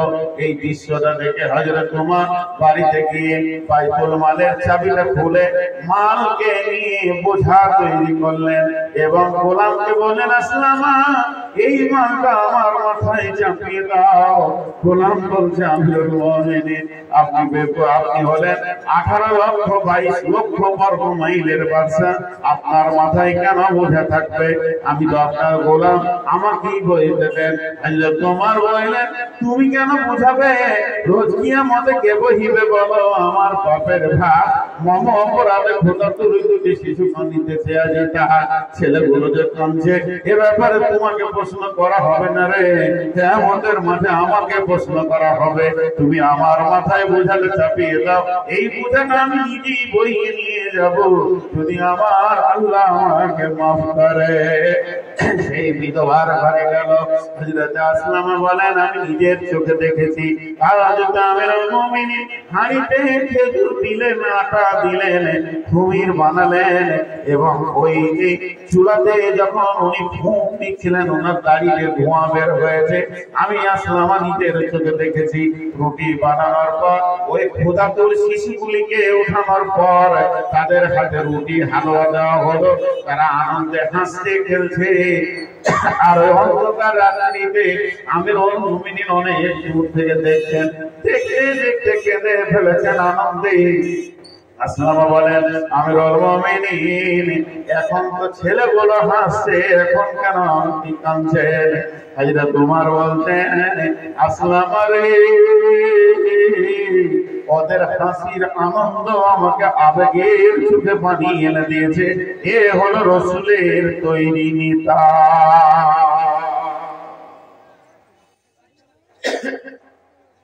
রাসূলের তৈরি নেতা কেমন? আর আমাদের নেতা ওর পাশে সবসময় 25টা গুন্ডা থাকে, সান্ডা পান্ডা গুন্ডা নিয়ে ঘুরে বেড়াবে। কেউ কিছু করলেই ওকে মেরে শেষ করে দেবে। আর রাস্তাঘাট দেখলেই নেতার চরিত্র বোঝা যায়। এটা 1 নম্বর। 2 নম্বর, নবীজি বলছেন, কিয়ামত বেশি দূরে নাই, উম্মত রে তুমি খেয়াল করে দেখো, তোমার চোখের সামনে চলে এসেছে। ইরা তোকে জাল ভাইও দুবালা আমানত মাকরাম যাকাত মাকরামান, আমানতের খিয়ানতি চলবে। বহু মসজিদ আছে, মাদ্রাসা আছে, ক্লাব আছে, সরকার আছে, 5 বছরের হিসাব এখনো দেয়নি। আছে না নেই? বলেন, 10 বছরের হিসাব এখনো মসজিদের ঠিক মতো দিচ্ছে না। যদি আমানতের মাল তার কাছে রাখা যায়, লুটে পুটে খেয়ে শেষ করে দিচ্ছে। 20 লাখ টাকা মাদ্রাসার রাখা আছে, 4 বিঘে জমি, 3 বিঘে জমি কিনে নিল, ধীরে ধীরে দিতে হয়েছে, ওর নামে জমি হয়ে গেছে, আমানতের খিয়ানতি চলবে। আল্লাহ নবী বলছেন, ওলামানাতু মাকরামান ওয়া যাকাতু মাকরামান, যাকাতকে জরিমানা মনে করবে, যাকাত দিতে চাইবে না। এমন একটা জামানা আসবে, মানুষ যাকাত দিতে নিজেকে বড় কুণ্ঠিত ভাববে। আল্লাহর নবী বলছেন, হে পৃথিবীর মানুষ, তুমি হিসাব করে দেখো, 1 নম্বরে নেতারা লুটে খাবে, আমানতের খিয়ানতি চলবে, যাকাতকে জরিমানা মনে করবে। وتعلم لغير الدين آتى رجل امرأته وأمه وابنته। 4 নম্বরে দ্বীনি শিক্ষা বাকি, বেদিনী শিক্ষার প্রচার প্রসার বেড়ে যাবে। পশ্চিমবঙ্গে বহুত মাদ্রাসা আছে, ভালো মাদ্রাসা, খানপুর মাদ্রাসা, এগুলো একটা বড় হয়েছে। বহু মাদ্রাসা আছে 20 বছর ধরে ছোট হয়ে গিয়েছে। আর মিশন গুলো কত বড় হয়েছে। মিশনে ছেলেকে পড়াবে তো 20,000 25,000 মাসে দিনে রাতে খরচা করতেছে। খুশি কত, আমার ছেলে ইংরেজি শিখছে, আমার ছেলে বেদিনী শিক্ষা শিখছে, জন্য খুশি। হাজি ভাই, মাদ্রাসা পড়ার শিক্ষা, কোরআন হাদিসের শিক্ষাটাকে বলা হয় দ্বীনি শিক্ষা। আর যেগুলো স্কুল কলেজে ভার্সিটিতে শিক্ষা হয়, ওই শিক্ষাটাকে এক কথায় কি বলে? জেনারেল শিক্ষা। কি বলে? কথা বলে না, জেনারেল শিক্ষা। আপনারা একবারও মুখ খুলবেন না, ওই শিক্ষাটার নাম কি? জেনারেল শিক্ষা। আর জেনারেল শিক্ষা মানে দামি। আমার কথার উত্তর দেয় না এতগুলি লোক, 2 জন তো কথাটা মুখ খুলেন। আপনার এখানে এসে কাঞ্চনজঙ্ঘা দাঁড়ালো, কামরূপ দাঁড়ালো, জেনারেল বগিটা ভালো না রিজার্ভেশনটা ভালো? জেনারেল বগি মানে হলো সাধারণ, যে নামটা দিয়ে গেছে স্কুল কলেজের শিক্ষার নাম জেনারেল শিক্ষা, ঠিকই দিয়েছে সাধারণ শিক্ষা, আর এটা হলো অসাধারণ শিক্ষা। কেউ যদি মনে করে আমার ছেলে শিক্ষিত হোক, তাকে কোরআন দেন। আর কেউ যদি মনে করে যে আমার ছেলে লুটেরা হোক, ভুল শিখে মাল ইনকাম করাটা শিখুক জেনারেলে, সেখানে অরিজিনাল শিক্ষা নাই। এখন যদি শিক্ষা নিয়ে কথা ধরতে যাই তাহলে একদম বহু দূর চলে যাবে। চ্যালেঞ্জ দিতে পারবো বেশ কিছু জায়গাতে, চ্যালেঞ্জ দিয়েছি। বুধিয়ার জলসায় 2 বছর আগে বলেছিলাম যে আমি 10 লক্ষ টাকা চ্যালেঞ্জ দিচ্ছি যে একটা কোরআনের শিক্ষার সাথে জেনারেল ছেলেরা সূত্র দেখি কতটা খবর দেবে, চাঁদের খবর দিবে, কোরআন সিদরাতুল মুনতাহার খবর দিবে, 7 আসমানের উপরের খবর দিবে। দুনিয়ার বিজ্ঞানীরা চাঁদের খবর দিচ্ছে, তার উপর উঠতে পারেনি। আর যদি উঠবি তো উঠবি, আর খানি উঠবি। আর কোরআন যে ছেলেটা শিখবে সে জান্নাতের খবর দিবে, সিদরাতুল মুনতাহা 7 আসমানের উপরের খবর দিবে। কোন শিক্ষাটা দামি আছে? আল্লাহ তাবারাক ওয়া তাআলা নবী বলছেন, আফসোস করে তোমার লিমালিকাই দিন, এমন একটা দিন আসবে এই দুটি ব্যক্তির দিকে তাকিয়ে দেখেন, কোরআন শিক্ষার জন্য ভিক্ষার ঝুলি ধরেছে। আমি একটা ভিখারি, আমি আপনাদের কাছে টাকা চাইবো, আল্লাহর রাস্তে দেন, আল্লাহর রাস্তে দেন। কিন্তু বন্ধুরে, মানুষ যখন মিশনে ছেলেকে ভর্তি করে তখন মিশনওয়ালারা এরকম ঝোলা ধরবে না, বরং বলবে তো ছেলেটা নিবে না। 3 নম্বরে ফেল করেছে, ছেলের বাপ পেছন দিকে মিশনের সেক্রেটারিকে ডেকে বলবে 20,000 টাকা দিচ্ছি, ছেলেটা আমার ভর্তি করে নাও।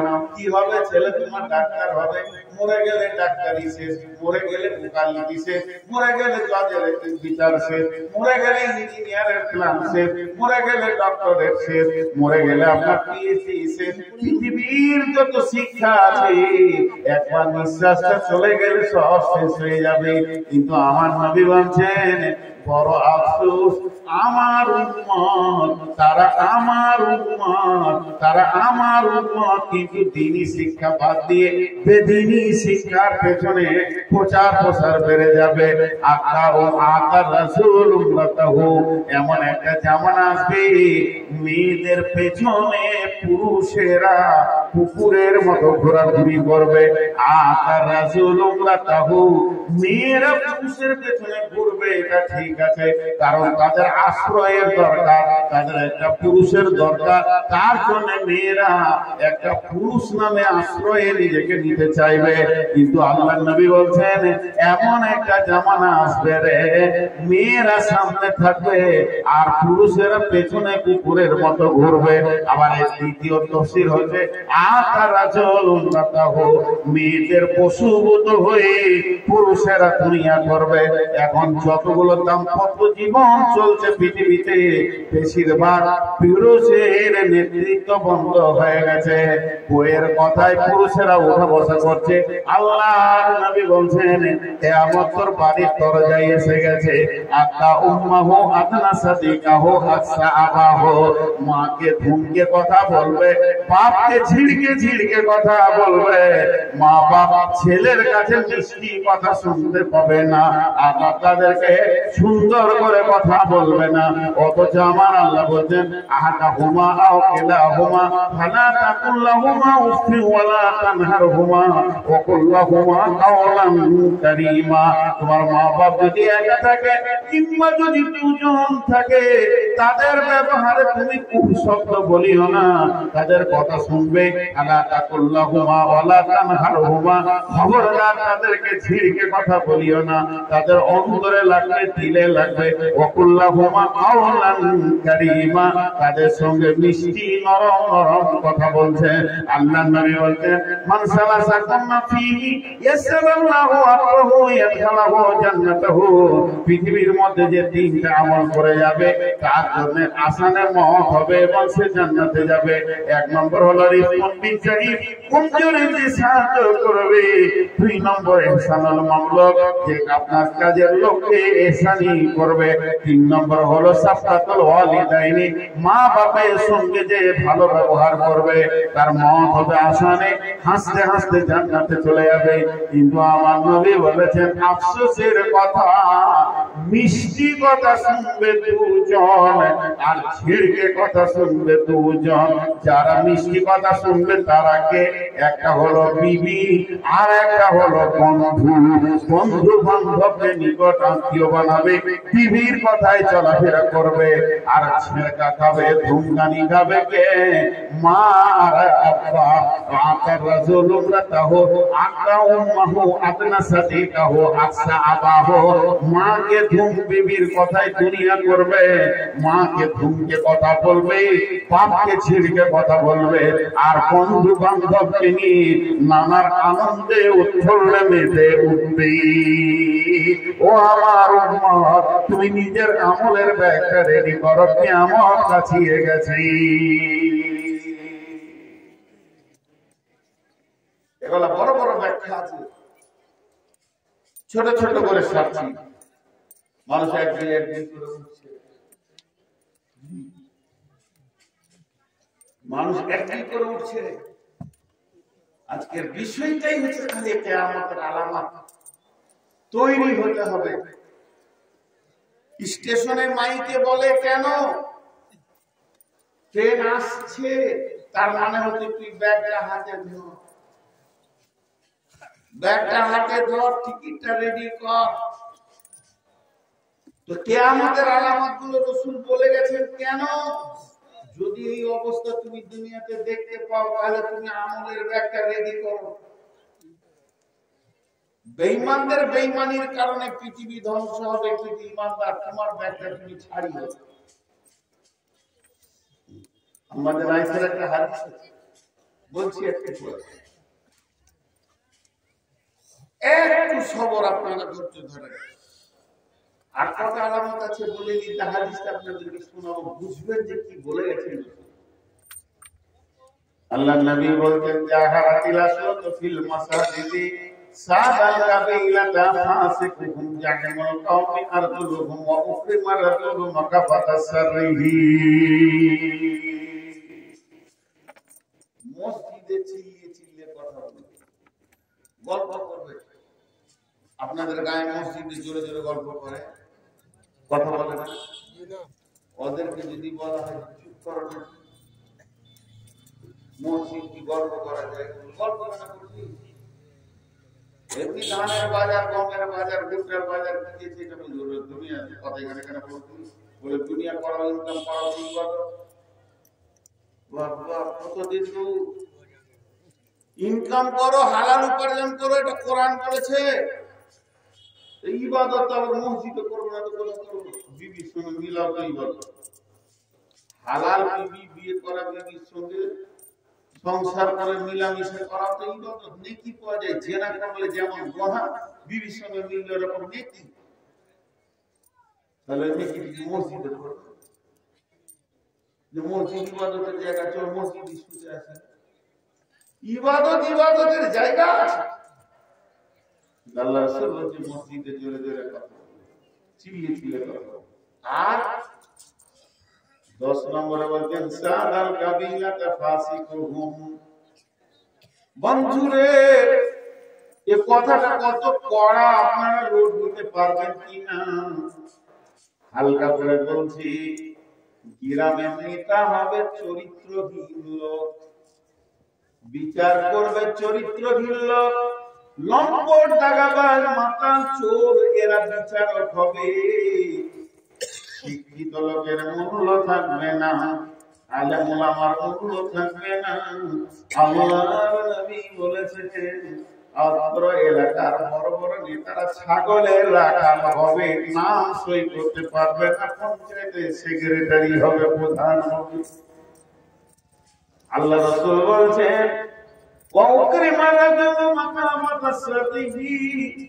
একটা জামানা ছিল, রাস্তায় শিক্ষিত লোক হেঁটে যেত, ডাক্তার স্যার কেমন আছেন, ভালো আছি বাবা, কেমন আছেন, ইঞ্জিনিয়ার যদি যেত, ও বন্ধু কেমন আছেন। মানুষ শিক্ষাকে মূল্য দিয়েছে, আলেম ওলামা পেরিয়ে গেছে, হুজুর আছেন, একটা চা খেয়ে যান, একটা পান খেয়ে যান।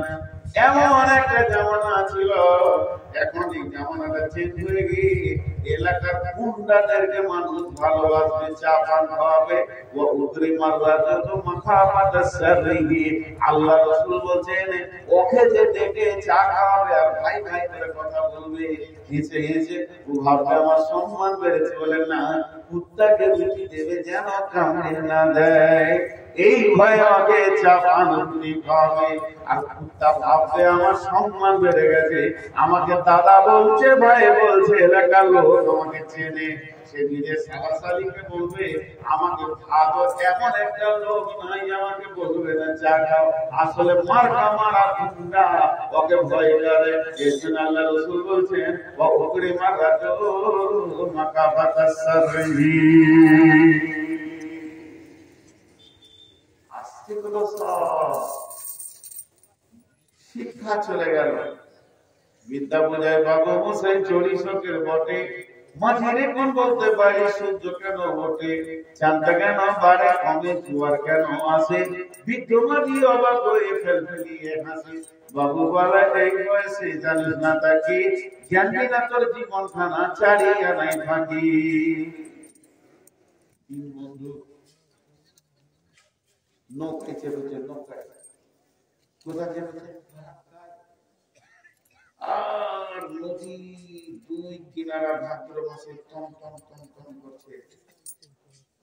রোডে যাওয়া নিষেধ, যে যাবে তাকে পিটবে, হরতাল চলছে। বাংলা বন, সাইকেল পর্যন্ত চালাতে দিচ্ছে না, পায়ে হাঁটতে বলছে কোথায় যাবি বল।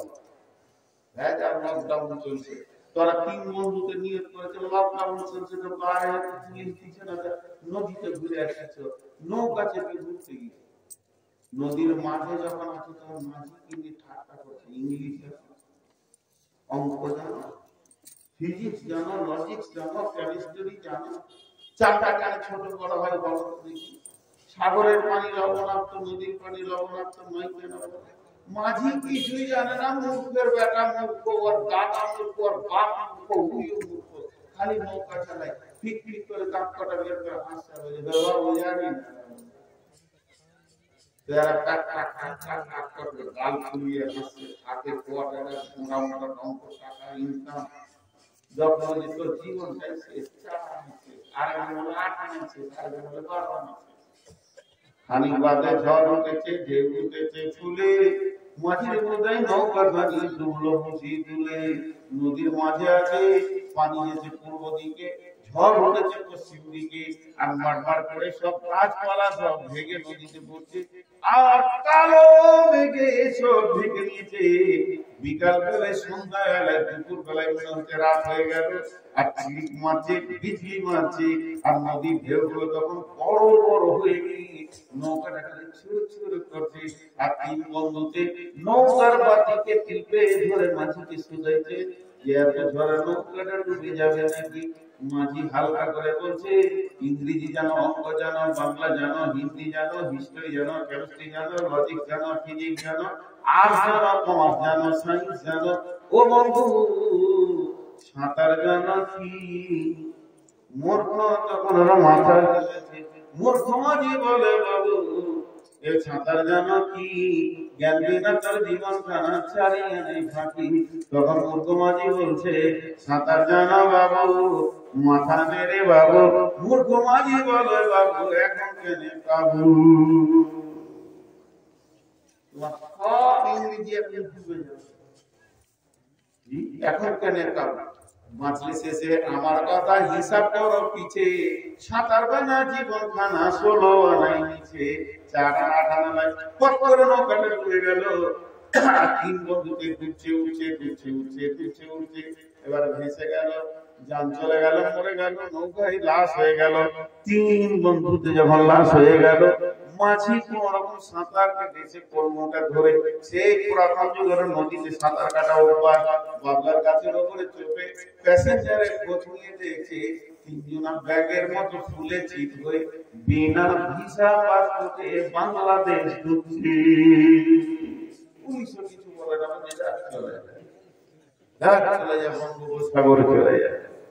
বন্ধুরা আমার, পৃথিবীর যত শিক্ষা আছে, পৃথিবীর যত জ্ঞান আছে, পৃথিবীর যত আমার কিনা ডিগ্রি আছে করলেন, সাঁতার জানা বাবু, মূর্খ মাঝি বলে বাবু এখন কেনে কাবু, যেদিন কিয়ামতের ঝড় উঠবে, যদি কেউ কোরআনের ইলম না জানে বন্ধু, তাকে বিনা ভিসা পাসপোর্টে জাহান্নাম ঢুকতে হবে, পৃথিবীর কোন ডিগ্রি বাঁচাবে না। আর আমার নবী বলছেন আফসোস আমার উম্মত, তারা ছেলে কি মেয়ে উভয়ই বলছে ইংলিশ মিডিয়ামে পড়াবো, ডাক্তার করবো, ইঞ্জিনিয়ার করবো, আমার বোন আমার কঠিন কাজে লাগবে ওটা।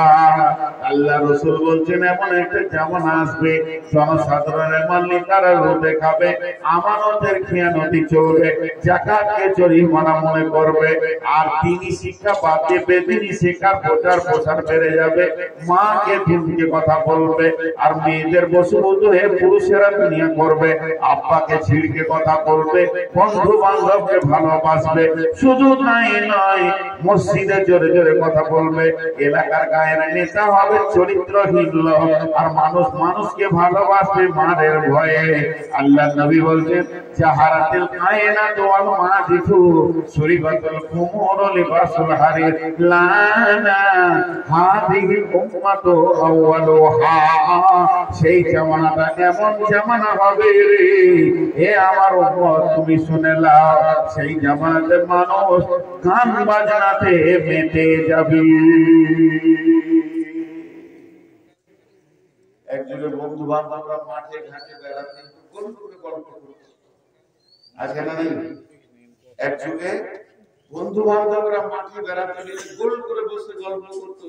এখন যদি 5টা ছেলে একসঙ্গে যায়, 5 জনের নিজে ফেসবুক চালাবে, কার সঙ্গে কার কথা বলার চাই না, ফেসবুক চালাচ্ছে, ওখানে ফেসবুক চালাচ্ছে, তো গান বাজনায় মেতে যাবে।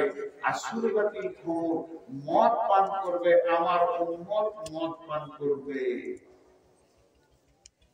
আল খামরু মিফতাহুন নার, আল্লাহ রাসূল বলেন লা তাসরিবানাল খামরা ফাইন্নাহু মিফতাহুন নার আফাইন্নাহু রাসূল কুল্লা ফাহিশাতিন।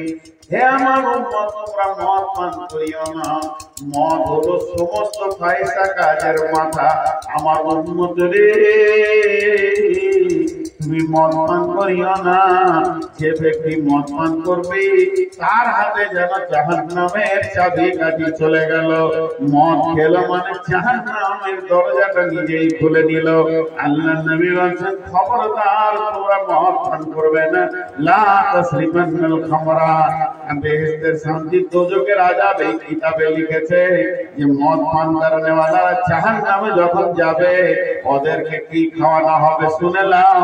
যত পৃথিবীর রান্দি বেশ্যা আছে, এই মেয়েগুলি জাহান্নামের আগুনে দাও দাও করে জ্বলবে।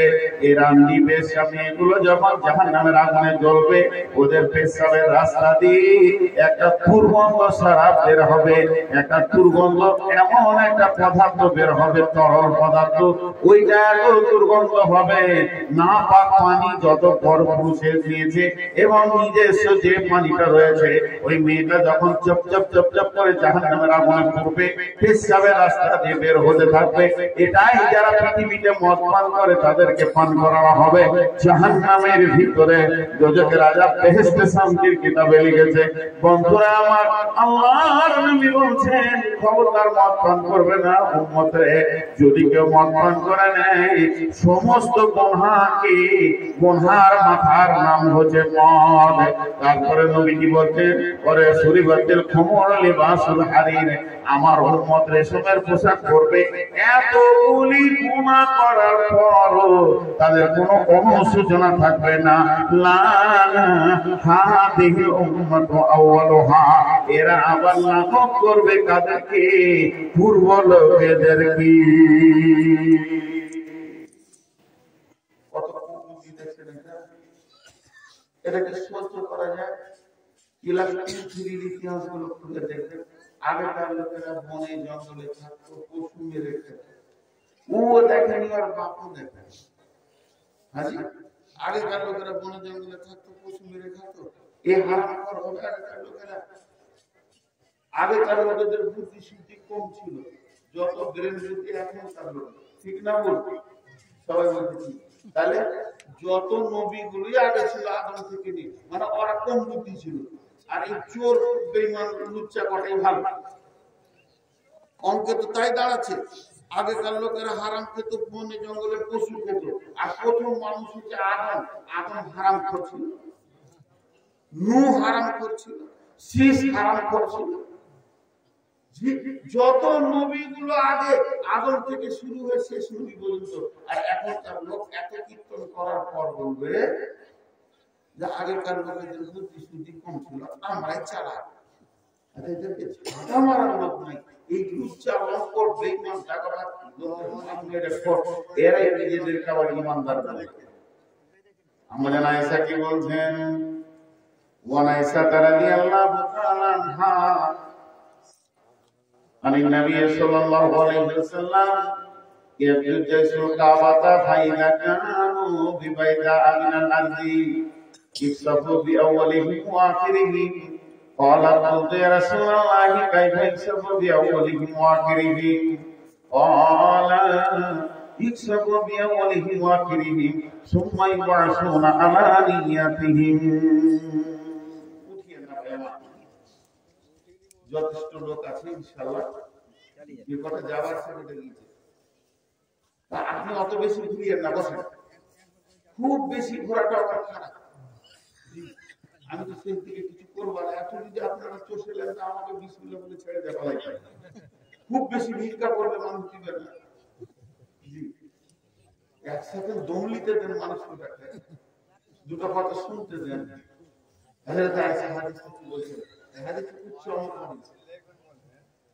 পৃথিবীটা বেঈমানও আছে, ইমানদারও আছে। বেঈমানদের বেঈমানির কারণে পৃথিবী ধ্বংস হয়ে গিয়ে ইমানদাররা কি করবে তখন? এইটা হাদিস আল্লাহ রাসূল বলছেন।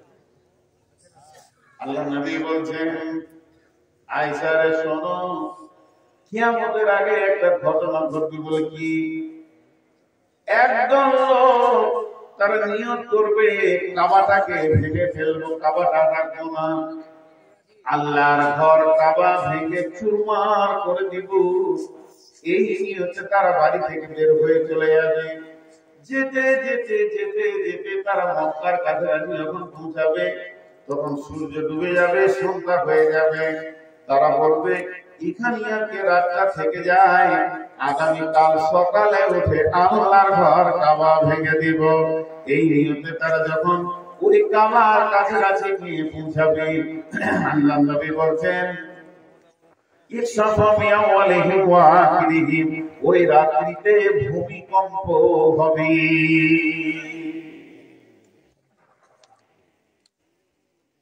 ভূমিকম্পটা এত ভয়ানক হবে, এলাকা সব মানুষ, রাসূল বলছেন সব মারা যাবে। আমাদের আয়েশা প্রশ্ন করে দিলেন, কাইফা ইউসাফু বিআউলিহি ওয়া আখিরিহি ফি আসওয়াকুম লাইসা ফিহুম ইয়া রাসূলুল্লাহ। দয়ার নবী গো, আমার বুঝে আসছে না, ঘরটা ভাঙতে যাবে মাত্র কয়েকটা লোক, কিন্তু দেখা যাচ্ছে সেখানে বহু ইমানদার আছে যারা ফজরের নামাজ পড়ার নিয়তে ঘুমিয়েছে, কেউ হাটে যাবে নিয়তে ঘুমিয়েছে। যতজন সবারই নিয়ত এক নয়, আল্লাহর ঘর ভাঙার নিয়ত সবার নয়। এর মধ্যে এমন ভালো লোক আছে তাহাজ্জুদের নিয়তে ঘুমিয়েছে। ইয়া রাসূলুল্লাহ, এগুলো সব কি মারা যাবে? কেমন করে এগুলো মারা যাবে? এদের নিয়ত তো ভালো ছিল। আল্লাহর নবী উত্তর বলেন, ইউসাফু বিআউলিহিম ওয়া আখিরিহিম সুম্মা ইবআসুনা আলা নিয়াতিহিম। আমি বলেছি চিঠি দিতে মানা করেছি না, তাহলে এখন 2 মিনিটে শেষ হয়ে যাবে। মানুষ বলবে আমার পরে তো কোনো বক্তা নেই, আমি তো বলেই দিয়েছি আজকে আমার সব মাথায় থাকে। এবার একটা উদাহরণ দিব তো বুঝে আসবে। ধরেন লোকাল ট্রেনটা কাটিহার থেকে এসে আপনার দাঁড়ালো শামসিতে, যতগুলো লোক ট্রেনে চাপবে সবারই নিয়ত কি এক? মালদা যাবে, কেউ কোর্টে যাবে, কেউ কাজে যাবে, কেউ দোকানে যাবে, কেউ টাকা আনতে যাবে, কেউ শ্বশুর বাড়ি যাবে, সবারই নিয়ত কি এক, কিন্তু ট্রেনটা কি আল্লাহ রাসূল বলছেন পৃথিবীতে যখন কোন বিপদ আসবে, মহামারী আসবে, ঝড় আসবে, ভূমিকম্প আসবে, এটা হলো গাড়ির মতো, ট্রেনের মতো, সবগুলোকে গুটিয়ে নিয়ে চলে যাবে। কিন্তু যেদিন কিয়ামত হবে, নিয়তের উপরে রাস্তা ভাগ হবে। ভালো মানুষরা জান্নাতে যাবে, খারাপেরা জাহান্নামে যাবে। তার মানে আম্মা জান আয়েশা বলতে চাইছেন, পৃথিবীতে যখন এগুলো চলবে তোমরা খেয়াল করে দেখবে, আল্লাহর নবী বলছেন তুমি বুঝে নাও কিয়ামত কাছে গেছে। তখনই তুমি একটা কাজ করো, নিজের আমলের মালগুলোকে গোছাতে শুরু করো। তুমি রেডি হয়ে যাও, এখনই ওই ঝড় নামে, বিপদ নামে গাড়িটা আসবে, সবগুলোকে নিয়ে চলে যাবে, কিন্তু ঈমানদাররা জান্নাতে পৌঁছাবে। টোটাল বক্তব্যটা আমি 1 মিনিটে বলবো। এতগুলো বলেছি বলে আপনি 1 মিনিটে বুঝতে পারবেন। টোটাল বক্তব্যটা কি? প্রথম দিকে বলেছি আমাদের কোনো টেনশন নেই, সাহাবীদের টেনশন ছিল। মাঝে বলেছি 10খানা জিনিস যখন পৃথিবীতে আপনি দেখতে পাবেন, ওটাকে রানিং কিয়ামত মনে করবেন। আর শেষ দিকে 15টা বললাম, এগুলো চোখে ভাসবে, তখন তুমি জেনে নাও যে রানিং কিয়ামত আসছে। তাহলে এই 15টা বলার উদ্দেশ্য কি? আম্মা জান আয়েশার হাদিস বলছে, তুমি যখনই সবুজ সিগন্যাল দেখলে ব্যাগটাকে মজবুত করে ধরে নাও, রেলে তোমাকে উঠতেই হবে। তার মানে তুমি আমার আশেপাশে তাকিয়ে দেখো, হ্যাঁ এখন সব লুটে ফুটে খেতে তারা আমাদের খেয়াল চলছে, চাকার মানুষ দিতে চাইছে না, ছেলে পেলেরা মেয়েদের পেছনে ঘুরছে, দুনিয়াবি শিক্ষা চলছে, দিনী শিক্ষা চলছে না, মা বাপকে অপমান করা হচ্ছে, বন্ধুকে ভালোবাসা হচ্ছে, মেয়েদের কথার পেছনে মানুষেরা ঘুরছে, মসজিদে জোরে জোরে চিল্লিয়ে কথা চলছে, চরিত্রহীনরা বিচার করছে, নেতা হয়েছে, চরিত্রহীনদেরকে মানুষদেরকে মারপিটের কারণে সম্মান জানাচ্ছে। তখন তুমি আর বেশি কারোর সঙ্গে কথা না বলে চুপচাপ তওবা ইস্তেগফার করে কাঁদা কাটা করে আখিরাতের ব্যাগটা গুছাও। এই ঝড়েই তোমাকে যেতে হবে, এই ঝড়েই তোমাকে যেতে হবে। এটা আজকে টোটাল বক্তব্যের সারাংশ। কিয়ামত আসবেই হবে। যতটি লোক বসে আছেন একজন উঠবেন না। আপনারা আমাকে ভালোবাসেন এটা আমি জানি। আমার কাছে বেশ কিছু ছেলে দেখা করতে গেছে, মহিলারা আমাকে মনে করে এটা আমাদের ভাই, এটা আমাদের বেটা, এটা আমাদের আব্বা। জি, বাংলাদেশে 1 মাস থেকে আসলাম। এক মহিলা আমাকে আব্বা কেমন আছেন, দেখেন তাকে আমি চিনি না, আমার আব্বা বলে ডাকলো, ভালো লাগলো। তো এগুলো আমার বেটি বসে আছে, এগুলো আমার বোন বসে আছে, মা বসে আছে, আপনারাও আমাকে ভালোবাসেন, পুরুষেরাও ভালোবাসে। সেই খাতিরে বলছি, যদি ইমানদার হন আল্লাহকে ভালোবাসেন, তো 10টা মিনিট আপনারা উঠিয়ে না, 10টা মিনিট ভিক্ষা চাইলাম, মিনিট ভিক্ষা চাইলাম, টাকা চাইলাম, 10টা মিনিট। আজকে আপনারা কটা মেয়েকে বিদায় দিলেন? দুটি মেয়েকে বিদায় দিলেন। কি লোড হলো তাদের পেটে, তাদের সিনাতে, তাদের বুকে, তাদের মগজে? আল্লাহর কালাম পাক কোরআন। 2006 সালের কথা বলছি, পৃথিবীতে 72 লক্ষ কোরআনের হাফেজ ছিল। এখন অনেক বেড়ে যাবে। পৃথিবীতে একটা জাতি আছে, একটাই গোষ্ঠী আছে যে তার কোরআন, যে তার কিতাবকে গোটা মুখস্থ রাখে, বাকি অন্য কোনো জাতি নেই। খোঁজ নিলেন না, ইহুদিদের নাই, নাসারাদের নাই, ইনজিলের নাই, তওরাতের নাই, শুধুমাত্র কোরআন ওয়ালাই হাফেজ তৈরি করে রাখে। আপনাদেরকে একটা ছোট্ট ঘটনা শুনিয়ে দিই। দেওবন্দ মাদ্রাসা যখন ছোট্ট ছিল, ডালিম গাছের নিচে চলতো 20-50টা ছেলেকে নিয়ে, তখন ইংরেজদের সঙ্গে ভারতের যুদ্ধ চলছে। সেই সময় ব্রিটিশ সরকার কোরআনের দাম দিয়েছিল $30, কারণ তারা একটা জিনিস জেনেছিল, কোরআন যদি মুসলমানদের কাছ থেকে কেড়ে নেওয়া যায় তাহলে এদেরকে বাড়ি কুত্তার মতো ব্যবহার করা যাবে, আর এদের কাছে যদি কোরআন থাকে এটাই এদের এত শক্তি, এদেরকে কেউ হিলাতে পারবে না। তাই তারা কোরআন কিনেছিল, $30 করে পুড়িয়ে দিয়েছিল। বাগদাদের লাইব্রেরিতে তখন পুরানো হয়েছিল, পুরানো নদীর স্রোত আটকে গেছিল, এত কিতাব ছিল, ৮০,০০০ আলমারি। পৃথিবীর এত বড় কোন লাইব্রেরি ছিল না, ৮০,০০০ আলমারি ছিল বই রাখা। সেই বইগুলোকে ব্রিটিশ বেইমানেরা সব ইসলামের কিতাব, ইসলামের ইতিহাস ফোরাত নদীতে ফেলে দিয়ে ফোরাত নদীর স্রোত আটকে গেছে। কত বড় ইসলামের ক্ষতি করেছে, কিন্তু পারেনি। কেন পারেনি?